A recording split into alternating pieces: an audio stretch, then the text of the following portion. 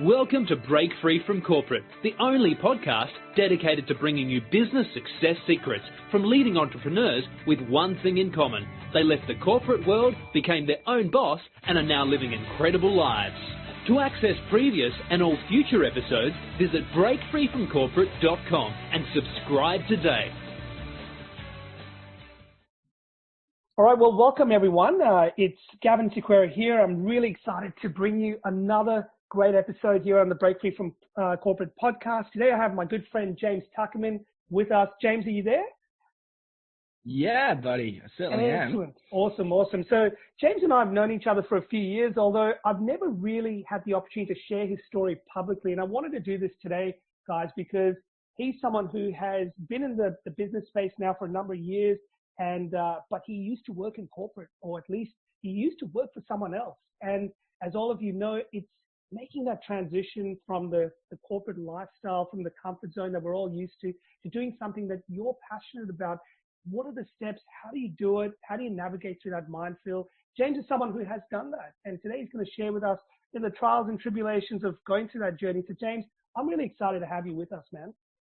Thank you so much. And I want to also thank you for something that you're probably not even aware of. But we're talking about breaking free from corporate. But a couple of years ago, I broke free from living in a big major city. And I moved to a part of regional Australia. And first month I'm there, feeling a little bit lonely and not many contacts. I'm sitting in a cafe and a guy comes over, Ben Johnson, and says, "You're James Tuckerman." And I went, "Yeah." And he said, "You know Gavin Sequeira." And then we went and had a coffee together and made friends, and he opened up the local community for me. So thank you for that. There you go. No, you're very welcome. And that's how these things work, right? It's who you know, and it's about community and helping each other. And I think that's fantastic. That's a great story. And Ben's a great friend and a client of mine. And you guys just, it's so good that you connected that way. But yeah, James, today's about you, man. And so from what I know, and I'm going to get you to give you the chance to elaborate a lot more, but you run a successful business called B2B-.io, right? And I know there's lots of elements around that. And when I looked at your profile going back a number of years, you used to be in, was it corporate affairs or corporate relations or something like that? Yeah. What you used to do in a previous life? Yeah, sure. I studied to be a lawyer. I don't know if you know this, but I have a framed diploma in a frame under a tarp in my garage, and it says that I have a BA LLB, a Bachelor of Arts and a Bachelor of Laws from the University of Melbourne. So I was on a very clear path to having a corporate career, and I got to the end of that degree, that double degree, and by then I'd realized that I didn't want to be a lawyer. And I'd also had a couple unusual experiences where I'd gone for jobs with law firms and I'd never got the job. So that was the universe telling me, that I was moving into the wrong path. But the funny thing is my marks were really good. Yeah. I've got a reasonably outgoing personality. Yep. I can get along with most people. And I get to the last round of the interview and never get the job. And one senior partner of one of the big Australian law firms at that interview looked at me and he said, "Don't you think you're a little bit too hip hop for our firm, son?" How interesting. Wow. You know what he meant? He meant that I was going to hip hop away. Yeah, right. Yeah. And so I didn't end up in the law. I ended up in public relations and corporate affairs and investor relations. And the way that works is that you get a job in PR and it's all about getting press and it's all about launching, fancy new products. There's a saying, it's all about marquees on tennis courts. We're launching a new deodorant. And then the better that you get, the more complex jobs that you get. And for me, this was the beginning of the big transition to my own escape. And that was, so you start off with marquees on tennis courts and it's all fun and games. Yeah. And then you start to move into an area often called investor relations. Right. And that's fun. You're helping people raise money. You're helping people with their share market, the value of their shares. And then you move again to this area called corporate affairs issues management. Mm. And then it gets a little bit tricky, and suddenly you are dealing with morally challenging projects. Yeah, okay. Let's call them that. Yes. And yes. I remember working for Telstra for a while. And, Oh, yeah. yeah. Have you ever worked at Telstra, Gavin? I have not worked for Telstra, but I have a lot of friends who have worked for Telstra. When I used to work for companies like IBM and Oracle. I did have clients from Telstra that were doing projects with us. So look, I'm familiar with the beast. This is one of those things. It's like it's one of those things, you know. It's telco. apparently one in 10 Australians have worked for Oh, Telstra. 100%. Yeah. Something at some point. But I was caught up in the corporate affairs division at a time where a toddler had died. Oh, wow. Yeah, and the toddler had died because they didn't have access to telephony. They couldn't, Right. and they'd been trying to get somebody in, and for those people who are listening and have been around the block a few times, this is a long time ago, but you might remember because it made big news. And it actually changed the way that the business was run in a lot of positive ways. But at the time, I found myself part of a team, and I've got to say I was a low-ranking member of that team, but I was part of a very small team within Telstra, which was to try and salvage a situation which was completely unsalvageable. Yeah. You can't bring a child back to life. And it was about message management, and it was also about internal changes, and then making sure that everyone within the organization and everyone outside the organization was aware of those changes. And I got to tell you, it was not a joy to be part of that team. Great people. Yes. So I left, right? I got a job with a PR firm. Yeah. And I arrived, and it was almost, oh, thank God you're here, James. We've got a toxic waste issue in South Australia. Right. And we've got this other thing going down.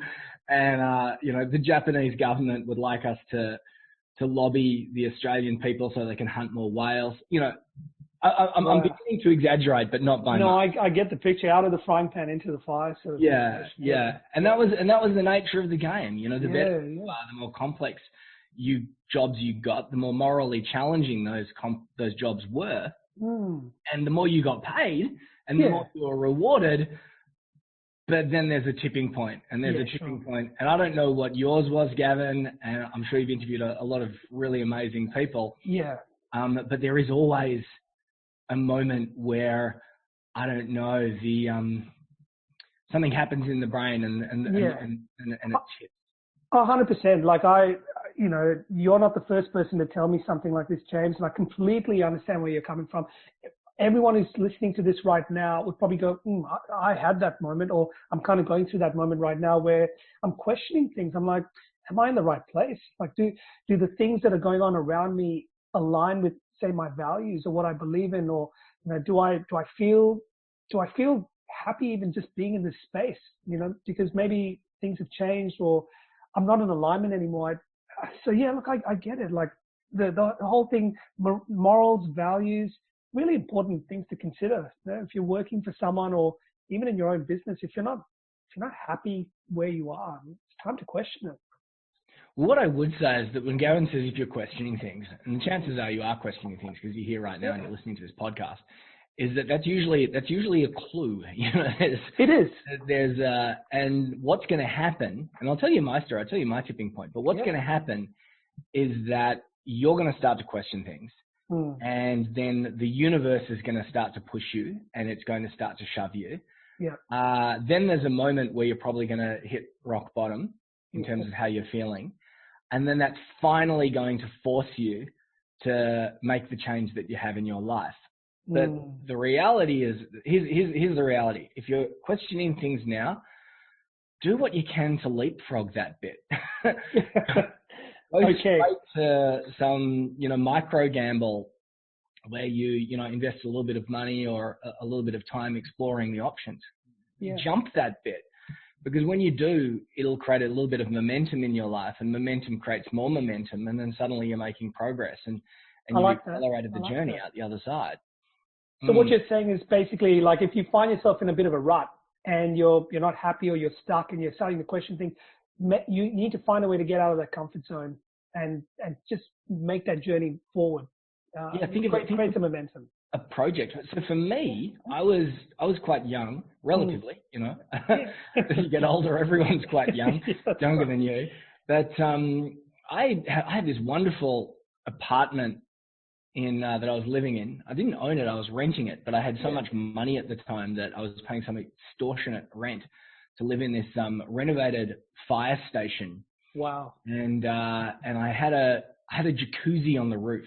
Oh, God. And that jacuzzi gave me, you know, like this amazing view of Melbourne, you know, the big skyscrapers and the lights and the whole bit.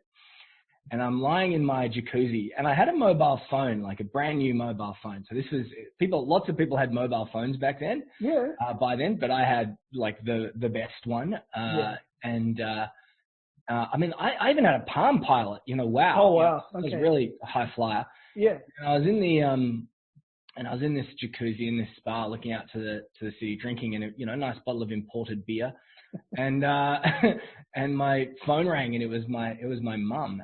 And I thought, I'm not comfortable answering that. Yeah. Because she's going to say to me, James, how was your day? What did you get up to? And I realized that I could no longer tell my parents what I was doing with any semblance of pride. Yeah, right. I could only talk about it with a small, slight degree of shame. And I'd like to say that, you know, my rock bottom was like, you know, in a ditch, you know, with the ass falling out of my pants. But my rock bottom was the opposite. It was on the top of a building in a spa with an imported beer. And at that point, I suddenly realized that this money that I was earning was worthless. Yeah. Because my life was shit. Excuse the language, guys and gals. And that was the beginning of the change for me. And I came up with the idea to launch a business magazine. I'd had that idea for a while, but I went, you know what? I'm going to create a fun, edgy business magazine. And that was my project, and that created the momentum, and that got me out of that rut and helped me break free from corporate. Now this is the Anthill magazine, isn't it? Yeah, Anthill magazine. Is that how this really came about? The idea? Yeah, I mean, like I'd had the idea at an event. So I was at an event in Marysville. And this is well before the big fires that went through Marysville. That's a beautiful part of the world, Marysville. Oh, wonderful, yeah, wonderful. Stunning. And if you're in Victoria and you're doing a bit of a road trip, get out there because 100%. Lovely, beautiful place. And I was at a conference, and it was about raising money and venture capital and startup stuff. And I was talking about how Australia doesn't really have a startup magazine or even a startup culture. Yeah. So this would have been, it would have been about, I don't know, 2002, 2001? Yeah. Okay. Really, you know, a long time ago. Yeah. And I met, and I was complaining to someone in front of this fireplace about that Australia doesn't have this magazine. And this guy went, well, that's stupid. Stop complaining. Why don't you launch it? Yeah. And I went, well, how would just a person like me launch a magazine? Yeah. And and we just started to brainstorm it. And he pulled out a pen and paper. Can't remember who this guy was. I wish I could meet him again someday. Apparently, it's some high-flying US venture capitalist who I can't remember his name and I've never seen ever again. Yeah. Kind of like he was like a weird supernatural aid that fell from heaven, you know? Yeah. Try you must not do. Try. I love it. And he was high as a kite on coffee. I remember that. And he just made me plot it out on a piece of paper. Yeah. And I think I must have been at the conference as a sponsor of Telstra at that time. I'm just trying to remember, why was I there? Why was I even there? But he planted that idea that I could produce a magazine. And then, of course, when I hit that rock bottom point, that was the moment where I went, okay, well, maybe I should really push this. And see, I suppose at that point, you had nothing to lose either, did you? I had the fire station apartment. Oh, well, okay, the jacuzzi and the imported beer and all that. Yeah, I did go. I did at this time. I did go. There was that realization, and it's funny because I was a pretty young dude, but it was kind of like a quarter life crisis. Yeah. And I'm glad that I had the quarter life crisis because Yeah. then as you get older, you have other moments where you go, I really need to get on top of the way that I'm managing my life because the most precious thing that we have is time. 100%. Now, time on this earth, and I was wasteful with my time. I was prioritizing money over time. Yeah. That was my first quarter life crisis, as we go through. And then that was the beginning of what grew to be an amazing business that kept me really excited and busy for 5 years. And we won a bunch of awards, and I was named best small publisher in Australia twice. And fantastic.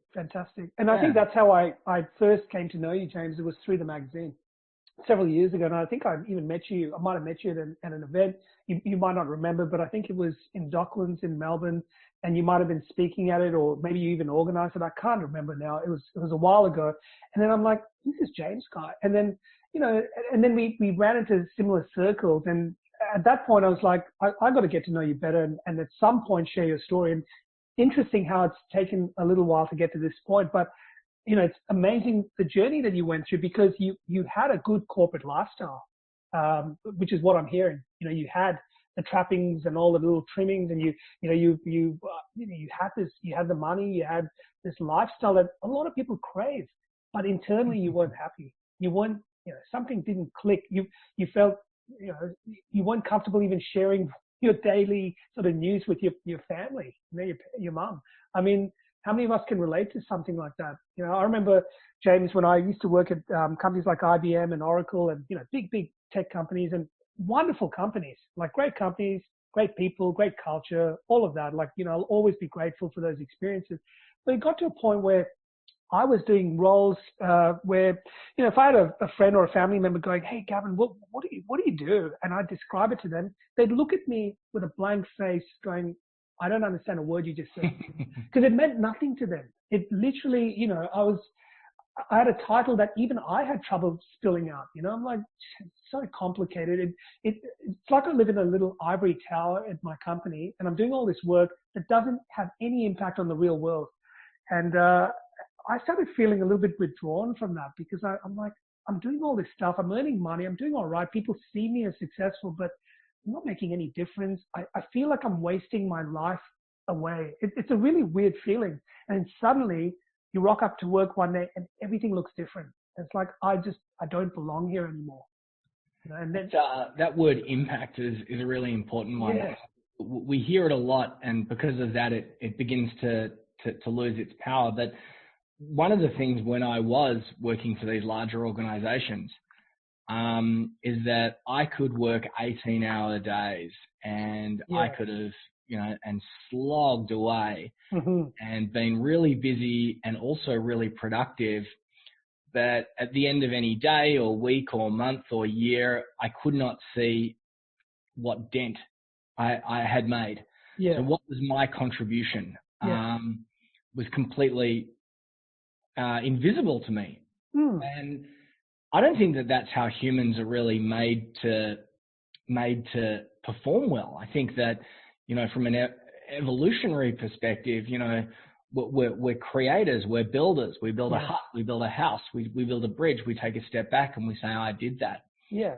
And then as the world gets more complicated, we all end up specializing, and specializing is great, if you're like running a small business, but we all end up, there's this risk that we all end up as these little cogs in larger machines, and then we don't see our contribution, our impact, which is once again, why a lot of people feel like they're not getting as much out of life as they should. But it's also why when I meet someone and they start telling me about their crazy hobby, I like go, wow, this person's got the worst job ever. Yeah. And it's because obviously the job is not fulfilling all their creative joys and their creative needs. People have said to me, James, what are your hobbies? And, what do you do when you're not running your business? And I'm like, my business is my passion.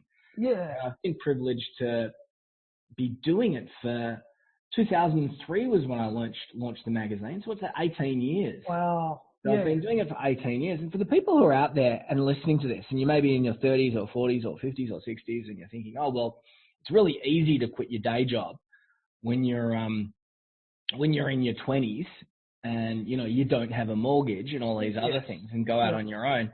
For those people, what I will say is that every decade since then, there has been a massive upheaval in my life. And I think this is just consistent with humans generally. Yes. And I've had to start again, or I've had to reinvent myself in some way. It's really good that you share that, James, because you're right. There are a lot of people who probably look at this and go, well, James, you were in your 20s or however, you know, you were a lot younger. You didn't have a mortgage. You didn't have a mortgage. That's right. Yeah. You know, and a lot of the people, for example, that I work with closely, you know, they're in their late 30s or 40s. They've worked for about 10, 15, 20 years somewhere, and now they've hit that breaking point, kind of what you were talking about earlier. But they've got so many things anchoring them down or weighing them down. It's not easy to just change. So one of the things, or, you know, one of the big things that we emphasize is take little steps. Don't take big risks. I mean, you've worked really hard to get to a certain point. If you've got the house, the mortgage, the kids are going to a good school and all of it, you've done really well to get to this point. Now you want to, if you're looking for that change of pace or change of lifestyle, you've got to take the same amount of time to kind of figure it out. You can't just, you know, turn off a switch. And so minimal risk, trying something different, but, you know, not shutting the door to new opportunities and doing something on the side is a nice, gentle way of going rather than quitting your job and starting again. And I know some people, James, will recommend, well, you can't have your feet in both camps. So you've got to quit one thing and 100% effort in the other. I kind of think you can do both, but you can start off small. Like you started your magazine, started from an idea, scribbling on a piece of paper, you know, and then just build it over time. I think we're definitely on the same page. A little bit earlier, I used the expression micro gambles. That's right. I remember that. Yep.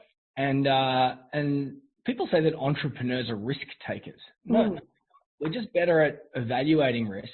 Yes. And we're better at taking actions that might be a micro gamble. Let's just see. I'm going to put my foot in the water and let's going to see. And I use the momentum example. A lot of people spend a lot of time drawing a snowball. Yeah. But the thing is that nothing's going to happen until you push that snowball off the top of the hill. And then it's going to roll down and it's going to gather more snow and it's going to, you know, become bigger and bigger and end up, like an avalanche activity. And, you know, for the people who are in their 30s and 40s and 50s and 60s, in the middle of my 30s, the GFC hit. Oh, yes, I remember that. And and it was the perfect storm for magazines. The Steve Jobs launched the first commercial, tablet, the iPad. Yep. Suddenly Google was showing advertisers that advertising could be measurable. Whereas a print magazine, which was definitely not measurable. And people's consumptive habits all changed. It was like this perfect storm. And by, I don't know, it was like April 2009, I'd had, like 5 years of work just taken away. We ended up with, I kid you not, Gavin, I looked at the balance sheet one day and it was 12 grand shy of $1 million in debt. So it was 900 and whatever, like $88,072 or something. Right? That was how much we owed. And we had no assets. And it was really clear that we could not produce another print magazine. And my micro gamble at that point was that we spent, we had about $1,000 on a credit card. And I spent $600, I think it was, on a WordPress blog.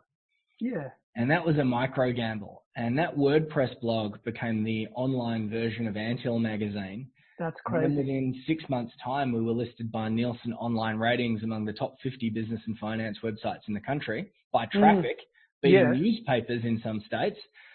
And I would have never projected that could happen. It was a micro gamble.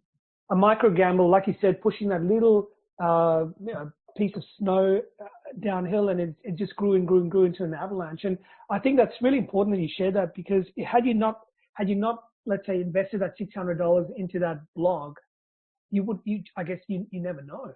You know, No, well, I would have had door. to file for administration and bankruptcy and gone through all that living hell. Exactly, and you would have ended up a statistic, and I guess, a lot of people around you might have gone, the naysayers and all the people who are pessimistic and all that would have gone, well, James, it was a good idea. You gave it your best, and life's just tough, and you know what? Now you can just go and get a real job. And I had people. I remember when I published my first book a few years ago, and I started going down this path, and I'm attending Tony Robbins events, and I'm walking on fire, and I'm doing and a lot of my traditional friends who still work in the corporate sector, they'd all be like, Gavin, you've lost it. You've lost it, mate. You went to uni, you got a double degree, just like yourself, James, did an MBA, you had a good corporate lifestyle, and what are you doing? Like, they couldn't grasp it. And if something didn't quite work out, a lot of people would pat me on the back and go, oh, look, you gave it a good shot. Like you've tried it. Now, get back into the agencies and just get back into work. And I had my network that was pulling for me. But at some point, you just got to back yourself. You got to believe that, look, I am on a path that actually has a lot of meaning. I'm not going to give up. And talk to us about how important just believing in yourself and having a why drives you. What was that why for you?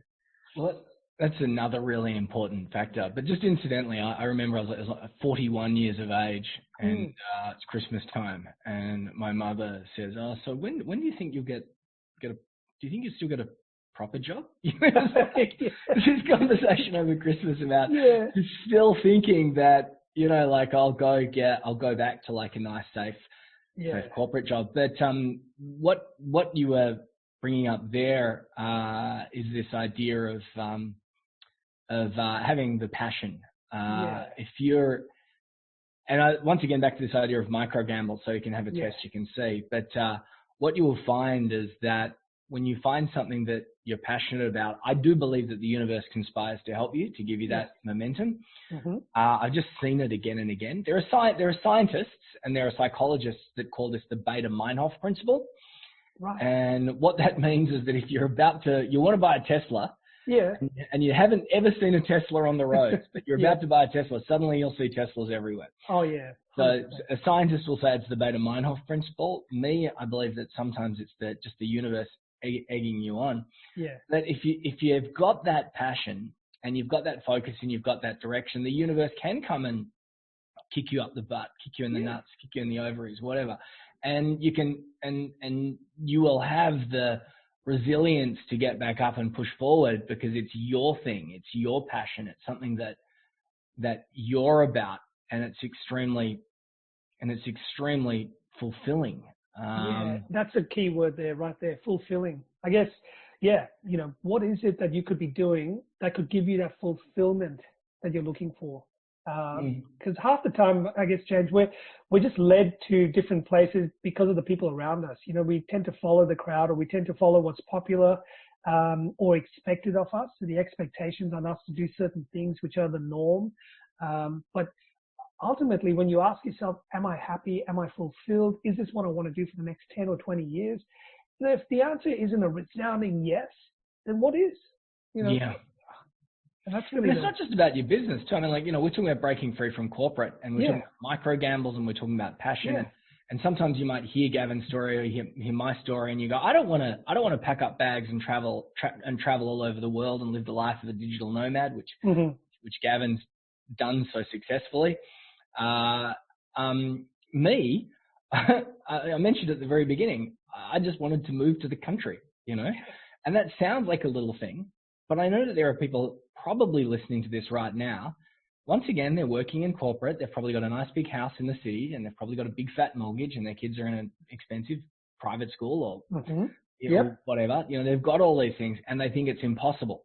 I think it's impossible to break free from that environment. For us, we just started to do day trips. We started to do day trips to different places. We mentioned Marysville. We went to Healesville. All these different places, and these were our micro gambles. And then we found a place that we like, but the momentum had started. The momentum had had created. I don't know, the Baader-Meinhof principle kicked in, where every second parent at our kids' kindergarten at the time was saying, "Oh yeah, we're moving to Ballarat, we're moving to Bendigo, Yes, moving somewhere," and and not just around Victoria. I feel like I'm moving to the Gold Coast. I'm moving to here, and I'm moving to there, and I'm moving to Tasmania. Talk about an exodus. Wow. And in hindsight, that for me felt like an exodus because I was seeing it everywhere. But I've got family and friends that were genuinely shocked and surprised when we did, suddenly just buy a house somewhere way away from where we were living. Yeah. And then, put everything in a moving truck. And it was a crazy experience as we're driving into town. I felt like I don't know, a hero from one of those, I don't know, American books or films. Arriving in the new town. Daddy's got a job at the sawmill. Yeah. And our new life starts today. Yeah. But that there was in my 40s. So once again, I'm bringing this up because everybody's, oh yeah, I can't do it now. It's the wrong time. Yeah. I can do it. He did it in his 20s and he was traveling the world in his 30s and all these different things. We come up with these lame excuses. Yeah. We've got a client in our world, and I should point out that my business is a couple elements to it. But a lot of people know me because of Anthill magazine. A lot of people. I still bring it up every now and then, and people go, "Oh, what's that?" And then I bring it up every now and then, and people like you, Gavin, go, "Oh yeah, I've still got copies in the garage." Yeah, exactly. But since then moved on to become a trainer and a coach because I had to find new ways to make money. Yes. Then that became a training and education business. It became a consulting business. And you mentioned before B2B-.io. Now I'm part of I've got two business partners. We run a larger company called B2B, the B2B Group, where we service B2B business owners. And we have B2B School, and we have B2B-.io, Wonderful. which is the software platform. But I bring it all up because we've got a guy in our world who I think he's 81, right? Yeah, wow. 81, and he's starting his first business. He used to be a pilot. Phenomenal. Yeah. And he's learning how to build online digital funnels to collect leads. That's crazy. By opening up his network on LinkedIn. Good on him. Well, you know what? Age would not matter a thing to this guy from what you're saying. For him, his mind is young. His mind is curious. He's still got that fire in his belly from the sounds of it. He just wants to be a part of something, and I mean, this brings up a story I read about Colonel Sanders, the guy who started KFC. Yeah. He was broke and he had tried to commit suicide multiple times in his life because his life really was a series of disasters, from the age of 19. If you read his story, it's really quite incredible. And when he got to the age of 67, practically retired, no money in the bank, he's broke, no skills, no one really cared about him. To him, his life was meaningless. He's 67, right? Mm-hmm. Most people would, at that point, have a bit of super, have, in a comfortable home, like they're sort of semi-retired or something like that. This guy had nothing, but all he had was some skills and a dream, and he didn't give up even at that point. 20 years later, he built a multi-billion-dollar franchise that we know as KFC. And his story is one of, whenever I come across a story like that, I'm always like, you're never too late. And then you share the story of this guy who's 81, right? And look, he might not be a multi-billionaire, but he's still got that drive, And so, don't worry about where you are in life, what station you're at, your age or how much debt you've got or whatever. If you've got a dream or you've got some kind of passion or that hobby of yours that, if I only could take it to the next level or something like that, look at ways to find and make it happen. Sometimes, like you said, James, really well, you've got to change your environment. You decided to move to the country. Look, I've moved to the country too. I used to live in big cities like Sydney and Melbourne, grew up all my life in the city atmosphere. I live in the country in South Australia now, and I couldn't be happier. And it's not to say that everyone needs to just pick up their bags and move, but it's look for ways to make that change. Don't literally follow the crowd and, keep up with the Joneses, because the very worst thing you can do is to kind of build your own cage. That keeping up with the Joneses idea, that's interesting. We talk with people about their reality boxes. We all live in our own little reality box. This is our reality. Yeah. And there's this great Jim Rohn quote, which is, you're the average of the 5 people that you spend the most time with. I love that. Yeah. Yeah. So if you're trying to keep up with the Joneses, they're part of the 5 people that you're in, and they've probably got dumb ideals anyway, because they're so focused on the new car or the new patio or whatever it is. That's it. Then you've got your family and your friends, which you don't want to trade in most of the time. Sometimes you might, but these are the people that you love and you're going to spend time with no matter what. But they're not necessarily the people that are going to challenge you and compel you to think bigger and expand that reality box, which is why, I personally love hanging out with people like Gavin. And if you're listening to this, obviously you're a fan of his podcast and you probably know a little bit about him. Look deeper, find out more about the guy. And the reason why is that if you're the average of the 5 people that you spend the most time with, wouldn't it be really, really helpful to have people in your corner that are going to push you and challenge you? You mentioned Anthony Robbins before. Yeah. This is just a fun little game that I'm going to throw at you. A limited amount of time that we still have. But how much do you think Anthony Robbins charges by the hour? Oh, it'd be in some astronomical figure, I'm sure. Yeah. So I pose this on webinars because, we're talking about reality boxes and people are constantly saying, I can't move to the country because I can't start a business because, I'm too young or I'm too old or because I'm a man or it's because I'm a woman or it's because, whatever, all these different excuses that we give ourselves. And we deal with a lot of business owners that might be caught in a trap where they're not charging enough. So we often play this game and ask this question on webinars.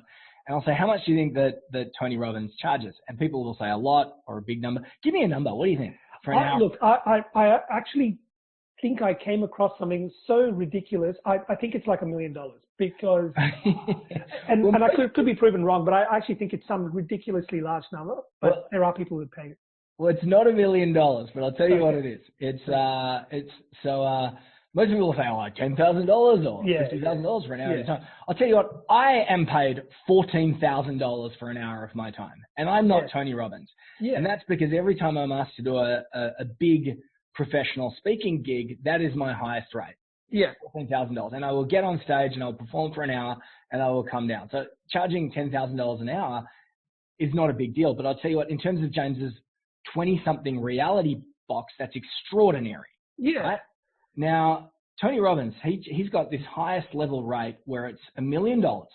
That's his highest rate. And it's a 12-month program and it's a product and it's $1 million. And for that $1 million, you get, you get 8 half-hour units with him over the course of a year. So 8 half an hours, which means that's 4 hours, which means that it's $250,000 for an hour. It's crazy, isn't it? But then the way he can justify it is it's life-changing, transformational time that you're spending with him. Every second is literally changing your internal structure. It's your mindset, everything. Yeah, if you're a captain of industry and you've got thousands of people depending on you, or tens of thousands of people depending on you, you need to be on your A game and in your best place all the time, which means that even just one of those half an hour blocks with the big man could be the difference between this captain of industry making a really good decision or a really bad decision, or creating a mess out of something that was a little bit messy and making it worse. But I bring it up for the idea of the reality box, and that is we all live in these little reality boxes. And 20-something James had a different set of truths. My truth was different to 30-year-old James, and the 30-year-old James has a very different truth to 40-something-year-old James. Yes. And it's the same with Gavin. 10 years ago, where do you want to be? I want to be on a beach in Vietnam. Right? Yes. Where do you want to be now? He wants to be in the country with his beautiful wife. Yeah, in yeah. Australia. Yes, your ideals can change, and that's okay. And as we keep getting older in life and whatever, we aspire to different things.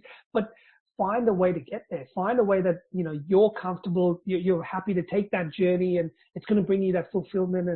And don't do it alone. What you're talking about, James, is around the mentorship and having people to guide you. And we talk about Tony Robbins, and there's a lot of other people that have been instrumental in your life and in my life, and things like that. How important is it to find good mentors, or to just find those like-minded people around you to make that journey a lot more palpable? I think it's probably one of the most important things that you can do. Yeah. I remember when I started my first business. So when I started my first business, I was a squirrel.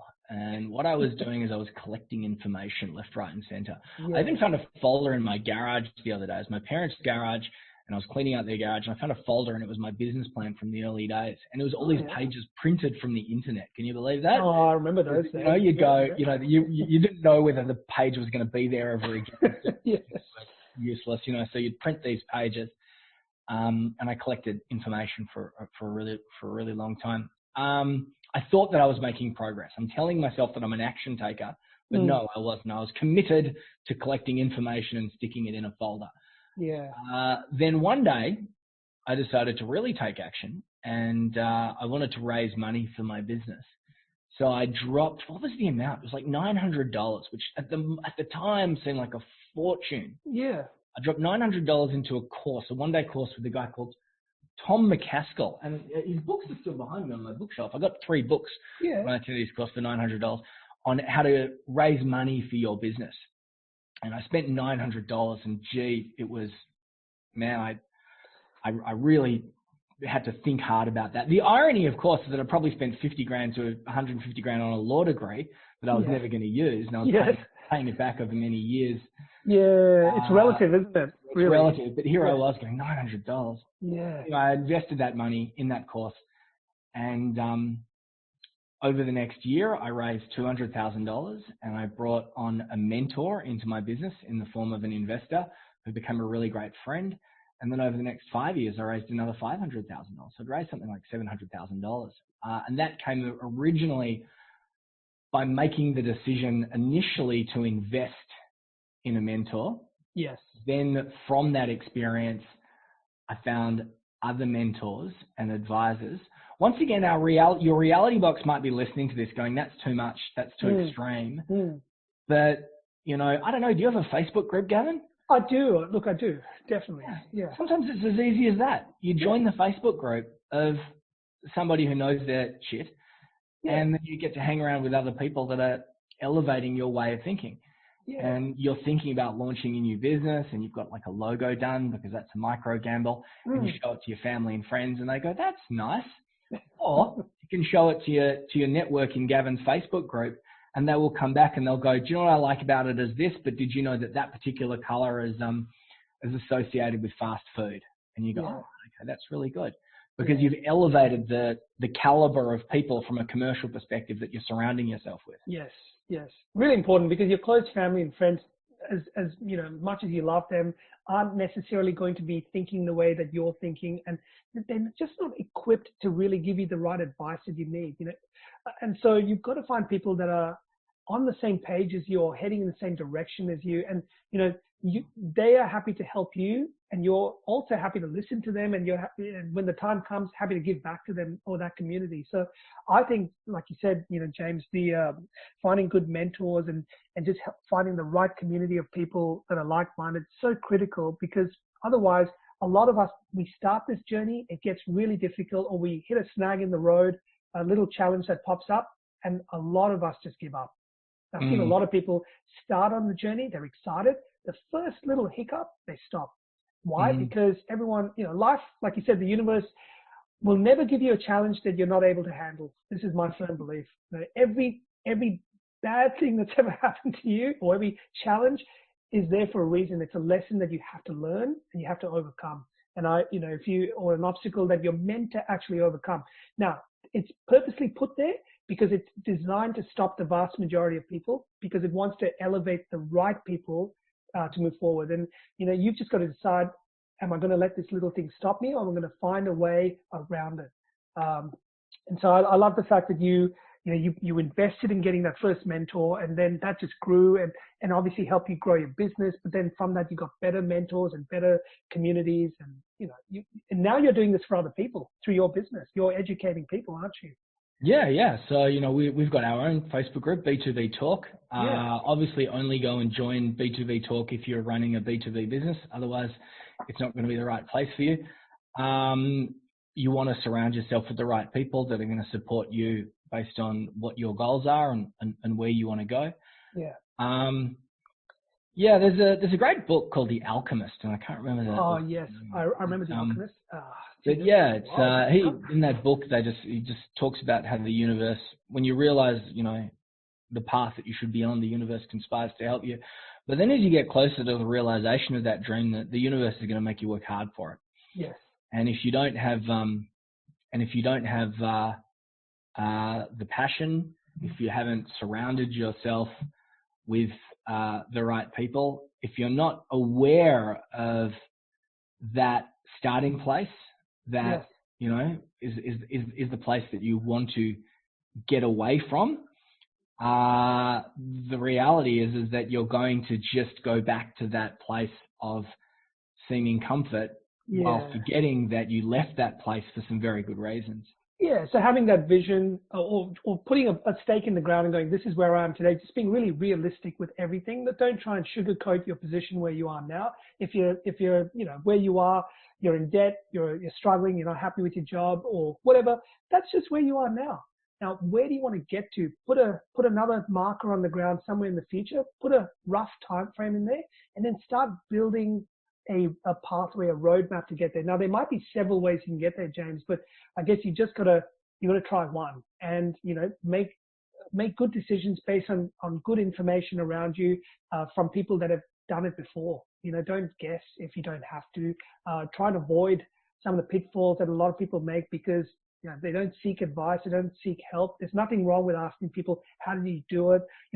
I love talking to you, James, because I'm learning from you, even just in this chat that we're having now, the fact that you did these little micro investments down, early on, you made decisions early on based on your gut feel and your passions and things like that. And I could resonate with that. And so I feel I could learn from you. I'd want to talk to you more, so find people like that have that same drive and aspiration and all that. You'll find there's a lot of learning and sharing to be had. Yeah, and if you can afford it, invest in it too. 100%. There's a quote from a former Harvard president. I'm trying to remember his name, Derek Bock, and he said, if you think education is expensive, try ignorance. Oh yes. I heard that and I laughed. And then my business partner John Inglesos turned around and goes, "I've got a better way of saying that." And I go, "What's that?" He goes, "You're gonna pay either way." Oh yeah. And yep. Yes. Yeah. And he does most of our B2B funnel mapping sessions with clients, and it's a line where, and I'm going to say this to your community, your followers, and they're listening to you and they're absorbing and they're taking notes. And I said it very early, if you're feeling a niggle, if you're feeling a weird little voice in the back of your head that's prompting you to question things, go join a community, maybe invest in yourself, because you're going to pay either way, whether you're paying in time or you're paying in money or you're paying lost time and mistakes. You're going to pay either way. Yeah, great advice. Fantastic advice. James, what I want to do at this point in our chat, and I wish I had a lot more time with you because there's so much to be learned on this conversation, but I want to play a little game with you this time. So, I do this with a lot of my guests towards the end, and, just to kind of shoot a few questions at you and kind of see how you just respond on the spot. And it's not really trying to put you on the spot, but it's to get the, like what is going through your mind at that point in time without you thinking too much on it. So if you're happy to do it, we'll just play a little bit of rapid response. Are you happy with that? Go for it. Let's do it. Cool, man. So you talked about learning previously. What's your favorite mode of learning? How do you learn stuff these days? Yeah, at the moment, I'm really getting into my podcasts. Yeah. It's funny because I used to be a big reader. I mean, like as a magazine publisher and a magazine editor and a guy that studied arts law, I still do read a lot, but I found that lately, I've just got into my podcasts and I'm getting into webinars again. There's been a shift in the way that webinars have been conducted, but they are now once again returning to a lot of good quality value. But there was a time where they kind of deviated and you'd attend a webinar and it would just be someone pitching to you for an hour. So it's funny, I never really thought it would be the way, but suddenly I'm learning through my ears rather than my eyes. Well, isn't that interesting? We've got 2 years, and if that's the way that you learn, I mean, do what works for you, right? So that's really good to share that. What about now? I know you've done this before. You've talked about a lot of people that have inspired you and things like that. But any particular role model or hero that you currently look up to and go, I just love what I learned from this person? Yeah, I mean, like it's a bit of a cliche, but always I'd have to say my parents. Yeah. I was fortunate enough to get 2 parents that were very different to each other, and I've learned a great deal from both of them. But the most important thing that they did for me is that they raised me to have confidence. Yeah. So that's a very, and resilience, confidence and resilience. So I'm very fortunate and I'm very lucky. Awesome. Currently, there's just a couple of people that I just follow just on the interwebs that I think are pretty interesting. I think that probably at the moment there's a guy. This is probably not going to be very relevant to many people here, but he runs a business called SaaS Academy. His name is Dan Martell, and because I've got this business called B2B-.io, and I'm growing a SaaS business, software as a service, I'm doing exactly what it is that we were talking about. Yeah. The average of the 5 people that I spend the most time with, yes. I want to add some true rock stars into my orbit. And so from a perspective, Dan he'd be one of the top authorities on the planet. So I've been following him, and I recently became a member of his SaaS Academy. He almost charges as much as Tony Robbins, by the way. But well, I'm sure it's well deserved as well. But not to me. I'm at a lower level. But what I would say is I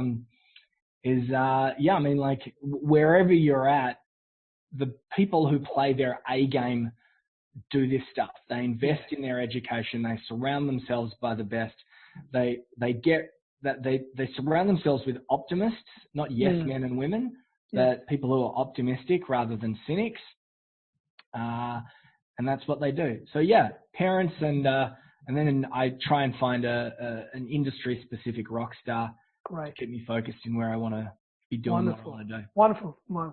And I know you've shared a lot of quotes during our chat over here today, but is there any one that you'd like to call out again, perhaps, or a new one that you might want to share at this point in time? Just something that just really resonates. Can I share one of my own? Of course you can. Go for it.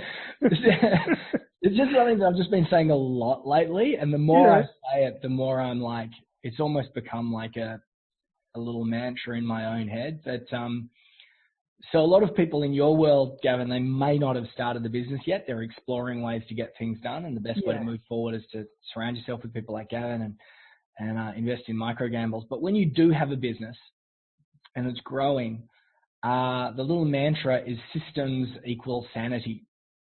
And what immediately happens when you start a business is that it'll be chaos.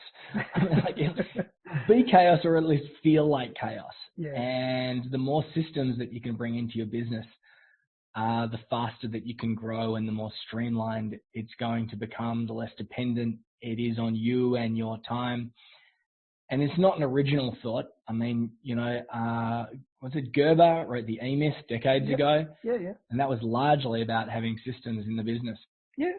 But the older that I get, and the more gnarly around the edges and all the other stuff is that system. Systems equal sanity. Even in your life, you wake up in the morning and you work through a system. Yeah. You don't even think about having a shower, you just do it. You don't think about putting on the deodorant, you just do it. I wear a uniform. I don't wear a literal uniform, but I pretty much wear the same clothes every day because this is just part of having part of your system, your routine, isn't it? My routine. So I don't have to waste mental bandwidth on decisions that are not going to. Systems equals sanity. We're going to write that one down for sure. Good tip there. Great. You heard it live on this show, guys. James Tuckerman, systems equals sanity. There you go. Now, do you have a cause or a particular charity or some institution that's doing some really good work out there that you either support or would like to call out to our group and, maybe just raise their profile a little bit? Yeah, there's something that a guy called Anthony Gaddy's doing, and I'm bringing this up because it's really top of mind and it's brand new, and I'm struggling to remember the name. But the reason why I'm bringing it up is because he's just given it a new name. But for a long time, Anthony's been pushing the injecting goodness into injecting ways to help other people and organizations into the DNA of a business. Yeah. And there's a lot of people that talk about that, and there's a lot of people that do it. But Anthony, this is blowing my mind. Is it Symphony 7? Is that it? Yeah. Oh, there you go, Gavin. There you go. I just looked it up while we were talking, so I just want to. Yeah. And it's brand new, but the reason why I'm bringing it up is that I like ideas that can scale. Yeah. So you can have lots of disparate different people doing different things, but I'm liking the idea of what Anthony's talking about. I've been friends with Anthony for years.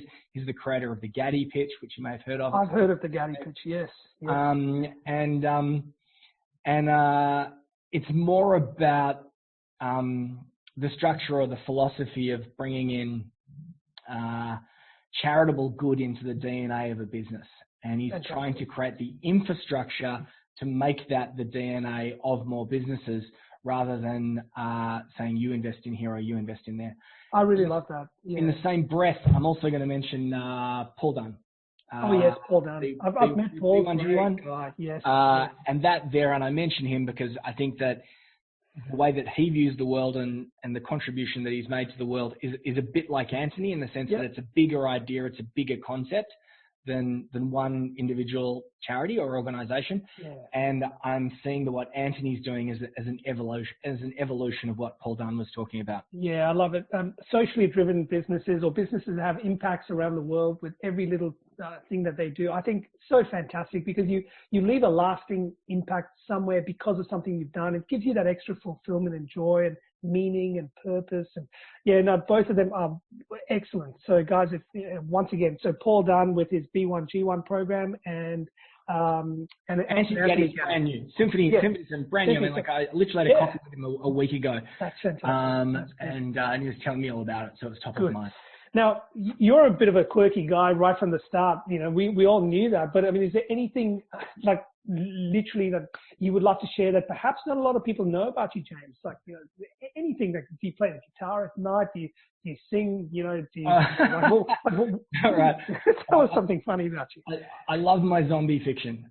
I wasn't going to pick that. That's my getaway. I love watching zombies. I don't know. I don't know what it is. Maybe it's like the band of survivors fighting together in a post-apocalyptic universe. But okay. I even wrote 23,000 words of my great zombie novel when I was about 25 or something. Well, maybe one day when you've got a bit more time up your hands, you might even publish that. You never know. Right? No way, man. I picked it up a couple of years ago, and it was total rubbish.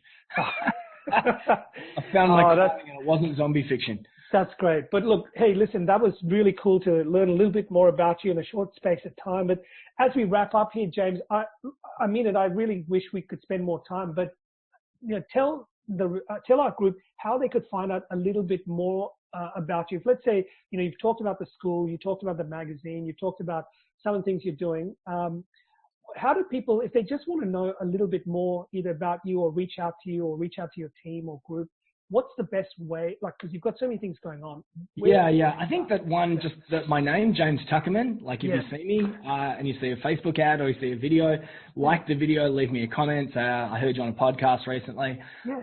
Whatever it is that you want to say. If you want to connect with me on LinkedIn or if you want to connect with me on Facebook, please do so. If I can help you, I will help you because that's that's the nature of the way that I work. We have a philosophy called Be the Cure.